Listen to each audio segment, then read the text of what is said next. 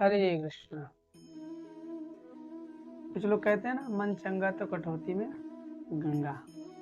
भोग ऐश्वर्य में फंसे रहते हैं और कभी घर से बाहर निकलकर सत्संग में भी नहीं जाना है, भक्तों का संग भी नहीं करना है, कहीं धाम नहीं जाना है और सोचते हैं घर बैठे बैठे गंगा पवित्र हो जाएगी, हमारा कल्याण हो जाएगा। उनके लिए भगवान ने एक सुंदर श्लोक दिया है उनको।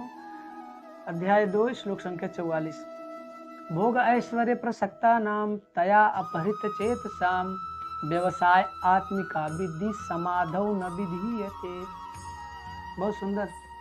भगवान बताते हैं भोग ऐश्वर्य प्रसक्ता नाम, भोग जिनका भोग, इंद्रिय भोग, समाज का भोग है ना, भोग ऐश्वर्य और मान सम्मान, ऐश्वर्य में जिनकी बुद्धि लगी हुई है, भोग ऐश्वर्य प्रसक्ता नाम, जो आसक्त हैं भोग और ऐश्वर्य में, इतने आसक्त हो गए हैं कि घर भी नहीं छोड़ना चाहते हैं, उनका क्या होगा? तया अपहृत चेतसम, और उनका चित्त जो है हरण कर लिया गया है।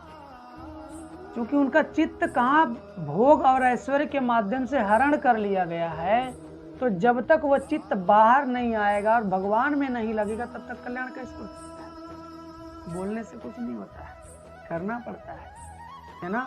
तो बता रहे हैं कि भोग ऐश्वर्य प्रसक्ता नाम तया अपहृत चेतसम, और उस व्यवसाय आत्मिका विद्धि समाधौ न विधीयते, जिसकी बुद्धि व्यवसायिक है, जो बनियागिरी करता है ना। मंदिर में गए, एक पंखा लगाया तो उसमें बायोडाटा लिख के आ गया कि फलाने बाबू साहब हैं, उनका ये नाम है, उनका ये घर है ना। तो ऐसे लोग व्यवसाय करते हैं भगवान के साथ। एक पाव लड्डू चढ़ाया तो 4 लाख की डिमांड करके आ गया है ना। तो जब भी मंदिर जाते हैं कोई ना कोई व्यवसाय लेकर के व्यवसाय करते हैं भगवान के साथ, तो क्या होगा? व्यवसाय आत्मिका बुद्धि समाधौ न विधीयते, वो कभी भगवान को प्राप्त नहीं कर सकता, वो कभी समाधि में नहीं जा सकता। समाधि मतलब भगवान साक्षात, समाधि में जाना मतलब भगवान का ध्यान करना, भगवान को प्राप्त करना, ये स्थिति है। तो जब तक जो है व्यक्ति भोग ऐश्वर्य से अपने चित्त को हटाएगा नहीं, जो हरण कर लिया गया भोग ऐश्वर्य के द्वारा, जब तक वहां से हरण किया हुआ चित्त हटाएगा नहीं, तब तक समाधौ न विधीयते, तब तक वो समाधि में नहीं जा सकता, अर्थात भगवान कृष्ण में अपनी बुद्धि नहीं लगा सकता। तो हमें कहीं ना कहीं भोग छोड़ना होगा, ऐश्वर्य छोड़ना होगा। जो कुछ करें भगवान को सौंप दे। कृष्ण जो भी है आपका है, अहम तवस्मि, मैं आपका हूँ और मेरे पास जो कुछ है सब आपका है। बोलना बड़ा मुश्किल, बोलना आसान है, करना बड़ा मुश्किल है ना। तो प्रयास करेंगे, अभ्यास योग तो कौनते, अभ्यास करने से सब कुछ संभव है ना। तो जो कुछ भी करें हमें याद रखना है कि भोग और ऐश्वर्य की दृष्टि को छोड़कर करें। भोग ऐश्वर्य में अपने आप को फंसाना नहीं है, नहीं तो कभी भी भगवान मिलने वाले। हम सोचते हैं ना कि थोड़ा सा मजे भी मार लेते हैं, थोड़ा हरि नाम भी जप कर लेते हैं, फिर काम बन जाएगा ना यार।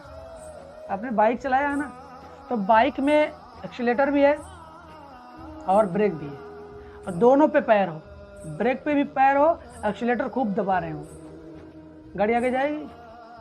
नहीं जा रही यार, क्या होगी? जब तक ब्रेक से पैर नहीं हटेगा तब तक गाड़ी आगे, कितना भी एक्सीलेटर कर लीजिए, गाड़ी आगे नहीं जाने वाली है। इसलिए भोग ऐश्वर्य छोड़कर जब हम भक्ति करेंगे, यहाँ से छोड़ना है, मन से चित्त से उसको हटा देना है, तब जाकर क्या होगा? तब समाधि होगा, तब जाके समाधि, तब भगवान की भक्ति में अपने आप को स्थित कर पाएंगे, है ना। ये प्रयास हम सबको करना है, क्योंकि मनुष्य जीवन में ही संभव है, कुत्ते बिल्ली नहीं कर सकते इस प्रयास, मनुष्य ही कर सकता है। क्योंकि भगवान ने ये भगवत गीता का ज्ञान किसी पशु को नहीं सुनाया, अर्जुन मनुष्य साक्षात उनको सुनाया। इसलिए हमें इस बात को समझने का प्रयास करना चाहिए। हरे